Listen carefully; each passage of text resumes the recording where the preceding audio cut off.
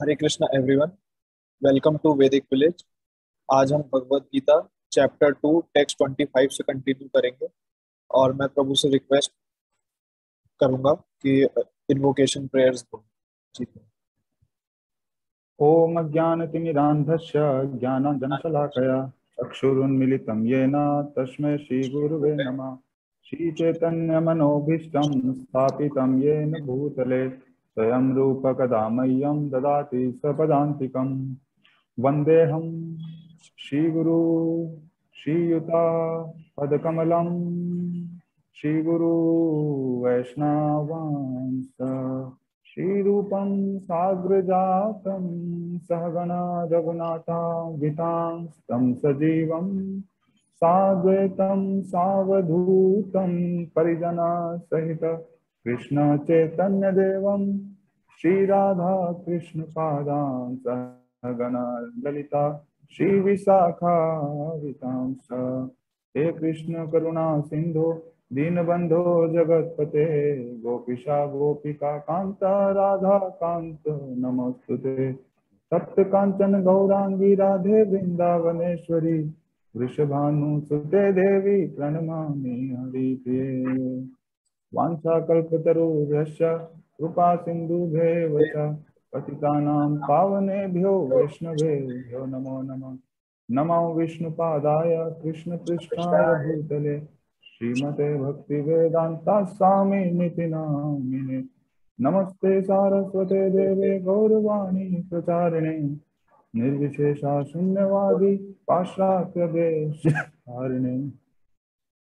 जय श्री कृष्ण चैतन्य प्रभु नित्यानंदा श्री अद्वैत गदाधर श्रीवासादि गौर भक्त वृंदा।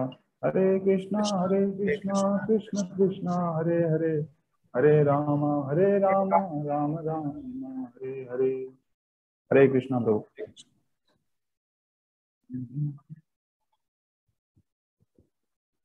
तो आज हमें टेक्स्ट 25 से स्टार्ट करना है। कल हमने वो बताया था कि किस तरीके से अलग अलग पूरे सारे यूनिवर्सेस में हर जगह पे जीव एग्जिस्ट करते हैं, चाहे वो कैसी भी सिचुएशन में हो। आगे वही भगवान जो है उसी सोल की प्रॉपर्टीज को बार बार बता रहे हैं, क्योंकि इसमें ही वो समझाएंगे। वो प्रभुपाद जी आगे वो बताएंगे कि क्यों वो भगवान बार बार सोल की सेम प्रॉपर्टीज को अलग अलग एंगल से एनालाइज वो कर रहे हैं। तो इसमें इसमें बताया जा रहा है कि जो सोल है वो इनविजिबल है, देख नहीं सकते, इनकंसीवेबल है। इनकंसीवेबल मतलब उसका उसकी हम एक तरीके से उसकी प्रॉपर्टीज की या फिर उसको उसको जान नहीं सकते। इम्यूटेबल है, कभी बदलता नहीं है। और अनचेंजेबल है कि उसमें कोई भी किसी भी प्रकार का ऐसे बदलाव नहीं आता। और इसीलिए हमें इस शरीर के लिए कोई दुख मनाना नहीं चाहिए, अर्जुन से भगवान कह रहे हैं। तो जो सोल का जो मैग्नीट्यूड है, जो उसकी साइज है, वो हमारी मतलब जो मटेरियल कैलकुलेशन है उसके हिसाब से भी बहुत ही ज्यादा छोटा है। और इसीलिए दुनिया के बड़े से बड़े माइक्रोस्कोप से भी उसको देखा नहीं जा सकता है। और यहाँ तक कि जो बात रही कि सोल की एग्जिस्टेंस को हम कैसे इस्टेब्लिश कर सकते हैं कि सोल है या नहीं, तो उसका हमारे पास केवल एक ही तरीका है, जो है श्रुति या वैदिक विजडम। जो है कि हम किसी और से हमें ये पता चले कि सोल का ये सोल का साइज ये है या सोल ऐसा है, जिसने एक्चुअली में जो इस पूरे यूनिवर्स को जो जानता है, जब वही ये बताएगा कि इस सोल का ये प्रॉपर्टीज है, तभी हम उसको जान सकते हैं।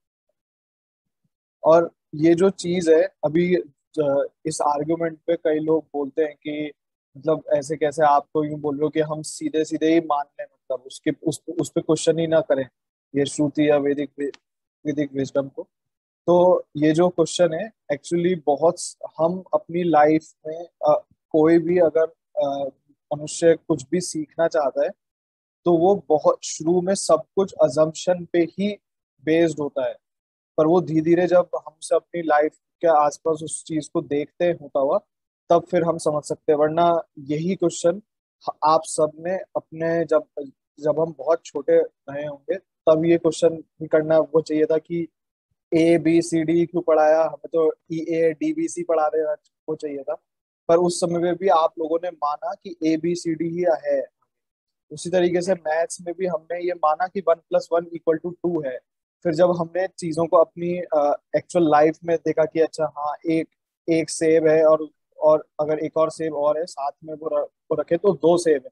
इसी तरीके से हमें बहुत सारी चीजें लाइफ में जो है वो केवल इसी बेसिस पे ही हमें सुपीरियर अथॉरिटी की, उस समय पे हमारे सुपीरियर जो थे वो टीचर्स थे, तो हमें उनकी अथॉरिटी को एज इट इज मानना होता है। उसी तरीके से अगर किसी को ये जानना है, इसमें प्रभुपाद जी एक बहुत ही एप्ट एग्जांपल देते हैं कि अगर किसी को जानना है कि उनके उनके पिता कौन है, तो आप चाहे कितने ही वो टेस्ट करा सकते हो लेकिन जब तक आपकी मदर ये बोलेंगी कि ये आपके पिता हैं, क्योंकि मदर जानती है कि उसके बच्चे का पिता कौन है। तो इसीलिए मदर जो है इस इस एग्जाम्पल में सुपीरियर अथॉरिटी है, और वो बता सकती है कि उनका पिता कौन है। और इसमें भी हमारे कॉलेज में बहुत सारे वो दिए जाते थे कि DNA से पता लगाया जा सकता है, या इस तरह के एग्जाम्पल दिए जाते थे। तो आपको मतलब ये पता होना चाहिए कि जो मतलब लोगों में DNA सेम हो सकता है, पर जरूरी नहीं है उनके माता पिता सेम। मतलब इतना भी ज्यादा वर्ल्ड में एक्सेप्शंस हैं कि लोगों के DNA सेम है और उन दोनों में कोई रिलेशन है ही नहीं, वो वो किसी भी वो चीज का। तो जब तक मदर नहीं बताती है सुपीरियर कि उनका फादर कौन है, तब तक आपको वो क्लियर नहीं है कि फादर कौन वेल द सेकंड पॉइंट है। ये भी है कि अगर मान लो कोई डीएनए से पता लगाना चाहे तो फिर उनको 7 बिलियन जो पीपल हैं उनका सबका डीएनए टेस्ट करवाना पड़ेगा ना। यस भाई यस जब आपको पता ही नहीं है कि कैसे पता लगाना है आपको अपने फादर का, तो फिर आपको सभी का डीएनए टेस्ट करवाना पड़ेगा। यस अब 7 बिलियन लोगों का डीएनए टेस्ट आप करवाओगे तो उतने में या तो आप बूढ़े होके मर जाओगे, यस। और या तो फिर आप आउट ऑफ एक्सपेंडिचर हो जाएगा आपका पॉकेट जो है, पॉकेट एयर, वो आउट ऑफ मनी हो जाएगा। सो नहीं पॉसिबल है किसी भी तरीके से, बोलने को बोल देते हैं भले। तो यही चीज जो है कि इसी तरीके से जो यूनिवर्स में इस तरीके से ऐसे जो भी यूनिवर्स का जो बहुत सारा नॉलेज है वो हमें इसी तरीके से गेन करना वो पड़ता है सुपीरियर अथॉरिटी के माध्यम से। और जो सोल है उसको वही है, इसीलिए वो भगवान यहाँ पे वो कहते हैं इनकंसीवेबल है। मतलब हम उसके बारे में एक तरीके से मतलब आप सोच सकते हो कि वो कैसा होगा, पर आप उसको कभी भी ऐसे फिजिकली देख नहीं सकते। वैसा है कि हम उसको फिर अपना जैसे ऐसा नहीं कर सकते कि हम वो जैसे अभी ऐसे वो है हमारे पास माइक्रोस्कोप से जिनसे हम एटम देख सकते हैं। तो उस तरीके से आप सोल को नहीं देख सकते, क्योंकि वो इनविजिबल और इनकंसीवेबल है। तो हमें सोल की प्रेजेंस का जो है वो कैसे वो पता वो चलता है, जो जो जो पहले भी वो बताया कि अगर चेतना है इसका मतलब सोल भी है। उसी तरीके से हम जान सकते हैं कि सोल है। और जो सोल है वो इनफाइनाइट सुप्रीम सोल के जो परमात्मा है उनके मुकाबले में बहुत ही छोटा है। मतलब परमात्मा इनफाइनाइट है, इतना छोटा है सोल उनके कंपैरिजन में, मैग्नीट्यूड। और इन्फाइनिटी में ये जो एकदम जो छोटा ये जो आत्मा है ये कभी बदलती नहीं है, और कभी भी, इसीलिए भगवान ने यहाँ पे कहा है कि इम्यूटेबल है। एक तो अनचेंजेबल है कि कभी चेंज नहीं होगी, बदलेगी नहीं, और इम्यूटेबल है कि मतलब इसको तोड़ा नहीं जा सकता या ये टूटेगी नहीं। तो उसी तरीके से कभी भी ऐसा नहीं होगा कि हम बदल के, हमारा सोल बदल के सुप्रीम सोल बन जाए। इसको इसीलिए यहाँ पे इस चीज को कि लगातार 3 वर्सेस में इसको भगवान ने कहा है। और यही चीज है, और यहाँ पे प्रभुपाद जी वो बता रहे हैं कि इसी तरीके से कई कई वेदों में भी ऐसे बहुत सारे कॉन्सेप्ट जो हैं जो कि बहुत ही इम्पोर्टेंट हैं, वो उनको बार बार कहा जाता है, क्योंकि जब किसी चीज को बार बार वो दोहराया जाता है तो उसको समझना इजी हो जाता है। मतलब ये प्रॉपर ये प्रॉपर कंक्लूजन है। और हम सब भी इसी तरीके से अपने स्कूल्स में कॉलेजेस में वो पढ़ाई वो करते हैं, चाहे आप कोई सा भी सब्जेक्ट उठा लें। तब मैं ऐसे नहीं बोल रहा हूँ कि केवल आप सोशल साइंस पढ़ रहे हैं तो उसी को आपको बार बार याद करना पड़ रहा है। आप मैथ्स भी कर रहे हो, साइंस भी कर रहे हो, तो आप मैथ्स के भी सेम क्वेश्चंस को बार बार करते हो अलग अलग वैल्यूज के साथ। तो अगर कुछ नया क्वेश्चन आता भी है पर उसकी बस वैल्यूज ही अलग वो रहती है, तभी आप उसको एग्जाम में कर पाते हो। तो इसी उसी तरीके से जो रिपीटेशन है ये बहुत जरूरी है इस तरह के कॉन्सेप्ट्स को समझने के लिए। फिर आगे वर्ड्स में वो बता रहे हैं कि अगर कोई ये माने कि जो सोल है, जो आत्मा है, वो भगवान, अभी भगवान ने जो प्रॉपर आर्गुमेंट है वो दिया। उसके बाद अगर अगर उसके बाद वो समझा रहे हैं कि जो कॉमनली जैसे आजकल जो लोग समझते हैं कि ये जो बॉडी है यही है बस, ये हम एक टाइम पे पैदा हुए हैं, एक टाइम पे जाकर मर जाएंगे, जितना है इसी के बीच में है जो भी करना है। तो उसके लिए भी भगवान आगे आर्गुमेंट को, जैसे से क्वेश्चन है हर टाइप वो क्वेश्चन का आंसर वो दे रहे हैं भगवान आगे। वो कह रहे हैं कि अगर कोई ये सोचे कि आत्मा जो है वो जन्म जन्म लिया है और अब वो आगे जाके वो किसी समय पे जाके उसकी मृत्यु होगी, तब भी तब भी हे, हे अर्जुन, तुम्हें उसके लिए दुख मनाने की या अवसाद में वो रहने की कोई जरूरत नहीं। तो इस चीज में एक्चुअली ये जो है कि ये वाली फिलॉसफी बहुत ही ज्यादा आजकल हम वर्ल्ड में देखते हैं कि फेमस है। और ये एग्जैक्टली जो फिलोसफर्स हैं जो ये सोचते हैं वो बुद्धिस्ट के जैसे हैं। क्यों क्यों क्योंकि वो सोल की एग्जिस्ट, जो जो बुद्धिस्ट की थ्योरी है, जो निर्वाण में है कि हमारी बॉडी ही है और उसके ऊपर कोई सोल नहीं है, उसके बाद हम नल एंड वॉइड में वो चले जाएंगे। तो नल एंड वॉइड बोलते हैं वो, वही मतलब सोल का एक बर्थ है, एक डेथ है, और उसके आगे कुछ भी नहीं। तो इस तरह के जो फिलोसफर्स हैं वो इनको ये वो प्रोपा जी वो बता रहे हैं कि इनको लोकायतिक या वैभाषिकस कहा जाता है। और ये मानते हैं कि जो सोल है या या जो आत्मा है वो कुछ जो मटेरियल, जो भौतिक केमिकल्स हैं या रसायन हैं, इनके आपस में मिलने से बनता है एक समय पर, और कुछ समय बाद वापस ये जो रसायन है ये सब फिर से उसमें चले जाते हैं और वो खत्म हो जाता है। फिर आगे बता रहे हैं कि जो बॉडी है ये कॉमनली मेडिकल साइंस, आजकल हर साइंस में यही थ्योरी है और इसी थ्योरी पे पूरा एक्चुअली बायोलॉजी है वो पूरा इसी थ्योरी पे ही बना है।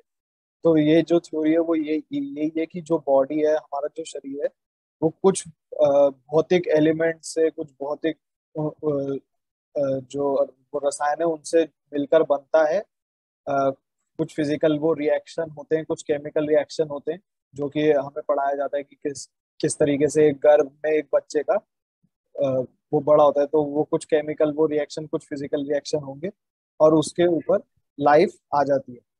और ये जो पूरी साइंस ऑफ एंथ्रोपोलॉजी है, साइंस ऑफ एंथ्रोपोलॉजी का मतलब है कि जो भी पूरा विज्ञान है ह्यूमैनिटी का, वो इसी फिलॉसफी के बेसिस पे वो चल वो चलता है। और इसी तरीके से ये जो फिलॉसफी है ये अमेरिका में भी उस समय पे जो निहिलिज्म की जो थ्योरी है वो भी यही यही थ्योरी है। और वो इसी के बेसिस पे वो अलग अलग जो जो बुद्धिस्ट जो फिलॉसफी है उन्हीं में से ये अलग अलग तरह की जो निहिलिस्टिक एग्जिस्टेंस थ्योरी है ये सब बाहर आई है। उन्हीं की प्रभुपाद जी यहाँ पे बात कर रहे हैं। एक्चुअली वो मेरा टाइम खत्म हो गया, आप आगे। तो 23rd वर्ष प्रभु, हाँ। मैं एक पॉइंट बोलना चाहूंगा, उसमें मेरे को बहुत अच्छा लगा, आपने वैसे हर्ष प्रभु ने एक्सप्लेन कर दिया था कि जो ये बोलते हैं कि भाई हम अल्टीमेटली ये जो है हम अभी इंडिविजुअल सोल हैं और अंत में जाके हम दोबारा से सब एक हो जाएंगे और एकदम हम खुद ही भगवान बन जाएंगे, मतलब परमात्मा। तो ये बोलते हैं नमो नारायण, कि हम ही नारायण है बस। अभी थोड़ा सा वो है मतलब मेटीरियल इस बॉडी के अंदर थोड़ा सा नेचर ने जो बनाया बॉडी उसके अंदर एंट्रेप्ड हैं, उसके अंदर बंधे हुए हैं। अब जैसे ही ये बॉडी से मुक्त होंगे तो बस दोबारा से सब जाके मर्ज हो जाएंगे, सब एक दोबारा से, और सब कुछ एकदम भगवान। हम भी भगवान, तुम भी भगवान, सब भगवान। बट ये जो श्लोक है ये इसको एकदम फिनिश कर देता है इस आर्ग्यूमेंट को। नैनम छिदंती शस्त्राणी नैनम दहति पावका, कि सोल जो है वो, अच्छा मैं स्क्रीन शेयर कर देता हूँ। सोल जो है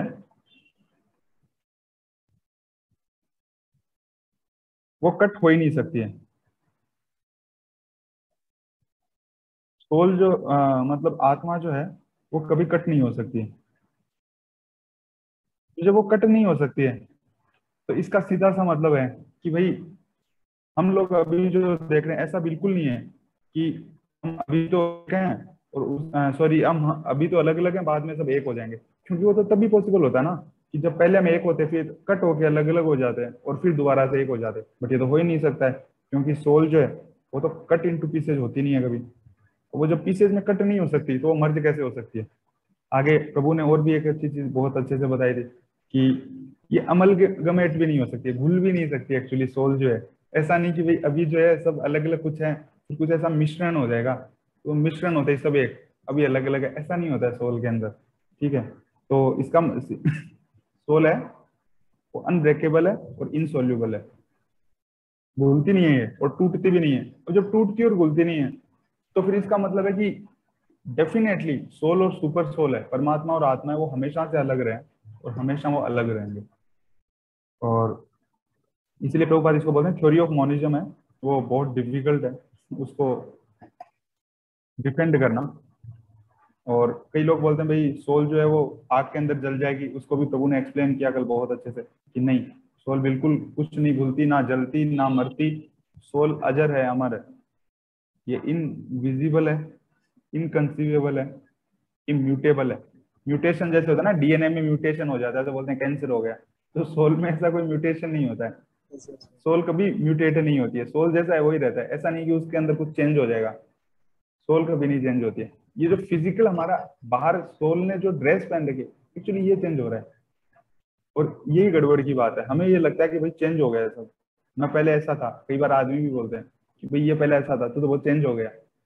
एक्चुअली वो उसकी चेतना बदल रही है, उसकी बॉडी बदल रही है, फिजिकल उसकी टेंडेंसीज बदल रही हैं। वो मोड ऑफ मेटीरियल नेचर जो है सतोगुण रजोगुण तमोगुण उनमें वो जो एक्ट कर रहा है उसके अनुसार वो सब इंटरेक्शन से बदल रहा है। वरना सोल जो है उसकी नेचर कभी नहीं बदलती, उसकी हमेशा एक ही नेचर है। जीवेर स्वरूप होए नित्य कृष्ण दास, जीव कृष्ण दास यही विश्वास पाल ले तो और दुख नहीं। मतलब सिंपल एक ही सोल जो है आत्मा है उसकी एक टेंडेंसी है, वो भगवान का सर्वेंट है हमेशा। जो सुप्रीम लॉर्ड है किस तरीके से मैं उनको सर्व कर सकता हूँ, सोल का सिर्फ और सिर्फ एक ही चीज सोचता है। सोल जो है हम हमारी ओरिजिनल पोजीशन में सिर्फ एक चीज सोचते हैं, कैसे हम हमारे सुप्रीम फादर हैं कृष्णा है उनको सर्व कर सके। वो अलग अलग तरीके हो सकते हैं, जैसे हमने भगवत गीता के इंट्रोडक्शन में पढ़ा था, कोई सखा की तरह, कोई दास की तरह, कोई प्रेमी की तरह, कोई माता पिता की तरह।